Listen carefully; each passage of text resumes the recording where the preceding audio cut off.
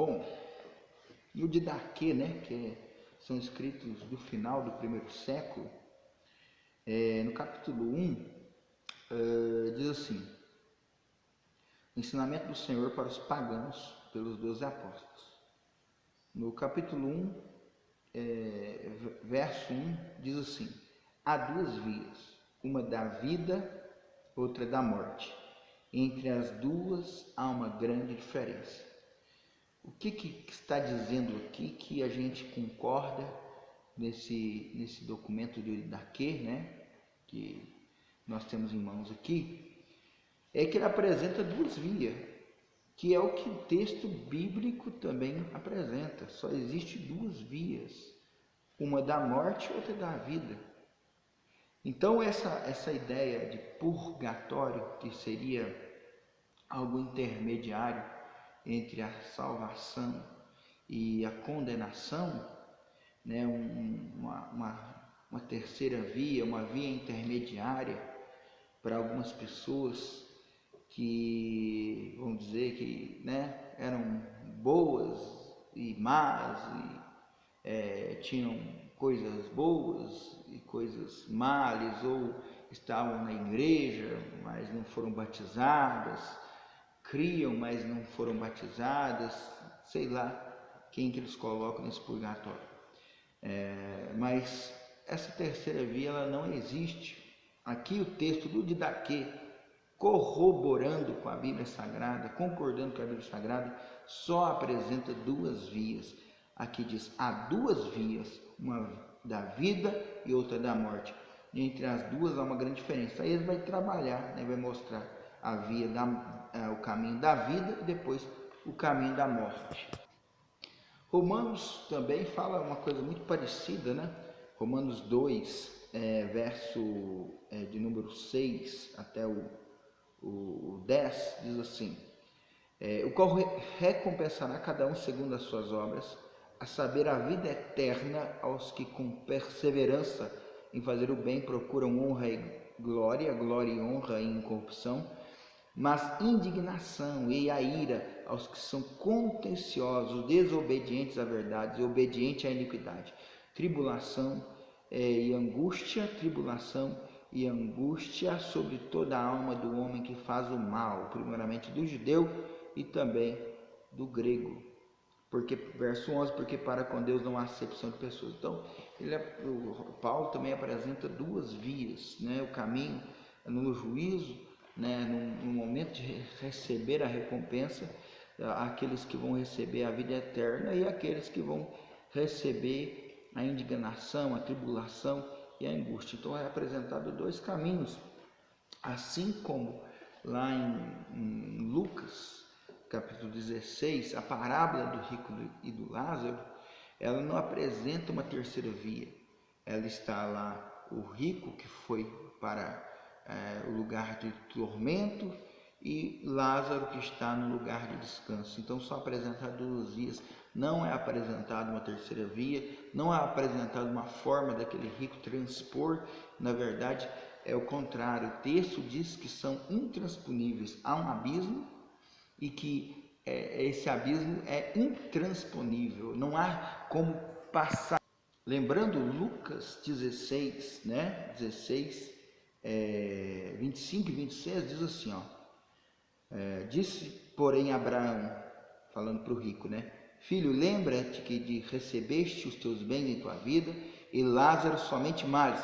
Agora este é consolado e tu atormentado. E além disso está posto um grande abismo entre nós e vós, de sorte que os que quisessem passar daqui para vós não poderiam, nem tampouco os de lá para cá. Então é apresentar dois lugares e com um abismo intransponível, não é apresentado forma, maneira.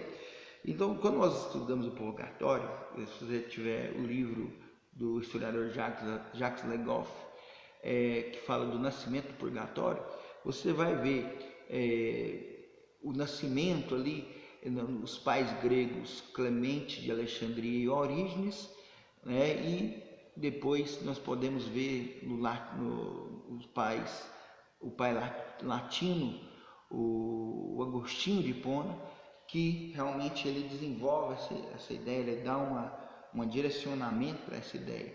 Mas quando você vê, assim como Clemente de Alexandria ou Orígenes falando sobre isso, é uma coisa um pouco indefinida, né? Eles que surgem com essa ideia, mas é alguma coisa indefinida, é alguma coisa assim que não tem a ver, nem tem a ver exatamente com o purgatório de hoje, do ensinamento da doutrina desenvolvida ali na era medieval, que foi realmente colocada ali no século XII, né? No século XII, ali que foi realmente colocado.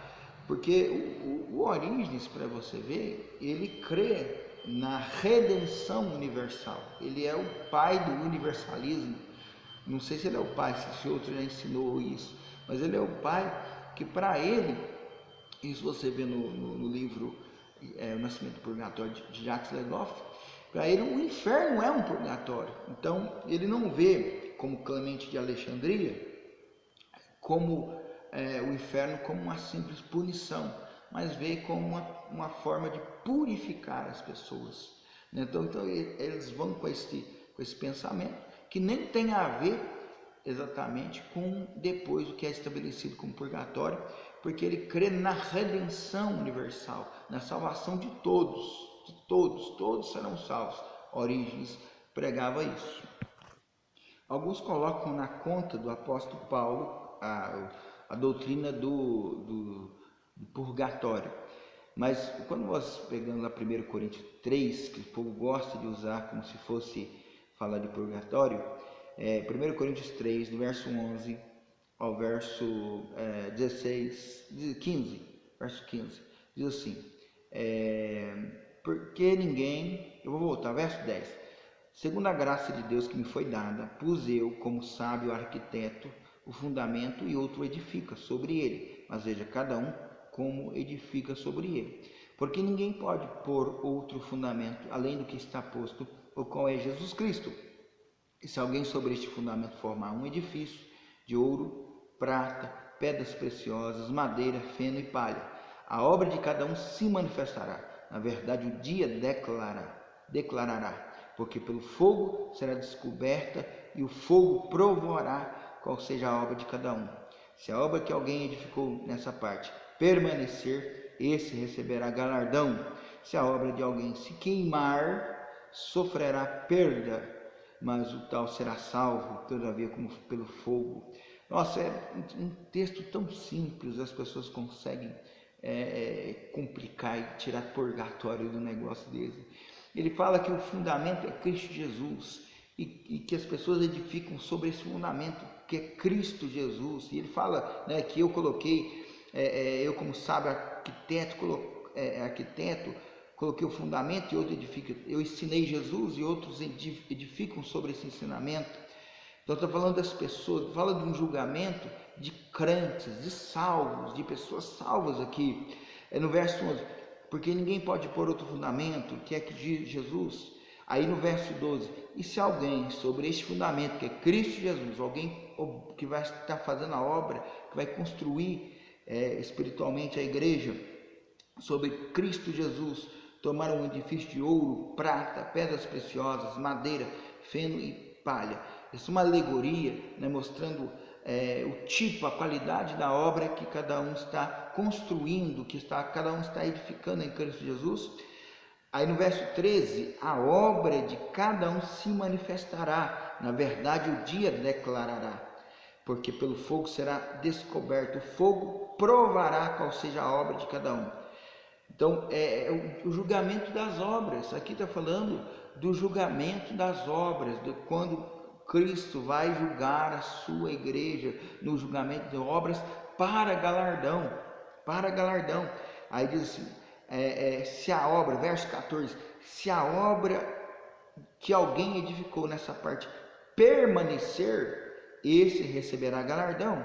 Se a obra de alguém se queimar, sofrerá perda, mas o tal será salvo, todavia, como pelo fogo. Está dizendo aqui aquela alegoria dos materiais, né? Algum vai edificar, aqui diz aqui, um vai edificar com ouro, outro edificar com prata, ouro, prata, pedras preciosas, madeira, feno e palha. Então ele está fazendo essa alegoria porque o ouro, a prata, as pedras preciosas, quando passa pelo fogo, ela se purifica.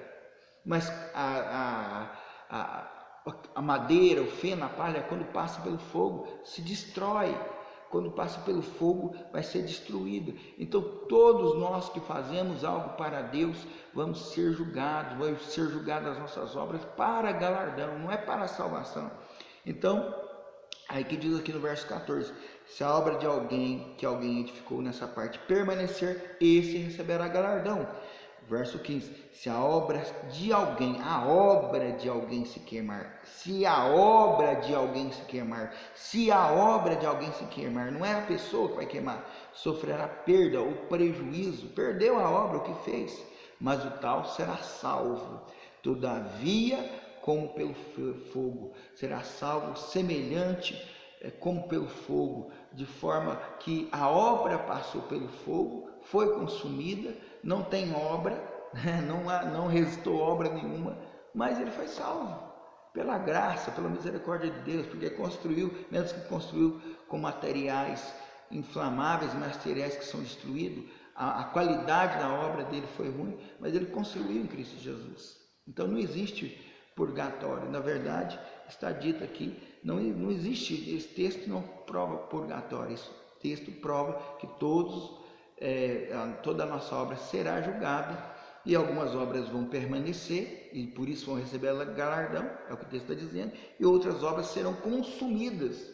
Então, é um texto todo alegórico, que quando chega no final, eles querem desenvolver purgatório através de um texto desse. Se a obra, olha o verso que se a obra de alguém se queimar, não é alguém que está queimando, se a obra de alguém se queimar, porque foi construída, né, com feno, palha, madeira, se a obra de alguém se queimar, sofrerá perda, sofrerá prejuízo, perdeu o que fez, mas o tal será salvo, todavia, como de semelhante, de forma, como se fosse pelo fogo. A obra foi queimada, mas ele foi salvo. Então não existe purgatório. Purgatório deve ser um lugar com muita purga, no mínimo.